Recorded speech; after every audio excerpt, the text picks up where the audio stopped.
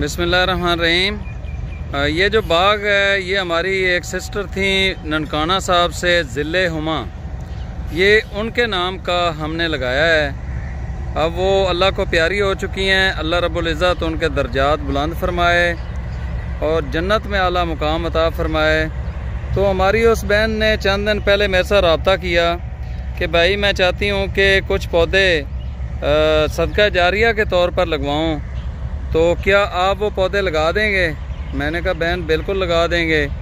तो उन्होंने मुझे पैसे भेजे, हम यहाँ पर इसकी तैयारी में लग गए और जब तक ये तैयार हुए और पत्तों की से पौधे पहुँचे उस वक्त तक हमारी वो बहन इस फ़ानी दुनिया को छोड़कर अब्दी ज़िंदगी की तरफ चली गई थी। तो अल्लाह रब्बुल इज़्ज़त उनके दर्जात बुलंद फरमाए। ये बाग हमारी उस बहन के नाम का है ज़िले हुमा, जो कि ननकाना साहब से जिनका ताल्लुक़ था।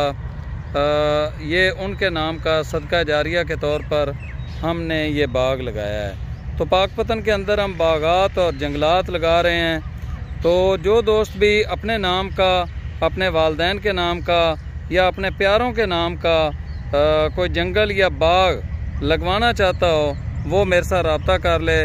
मेरा नंबर है 0316 501 8000।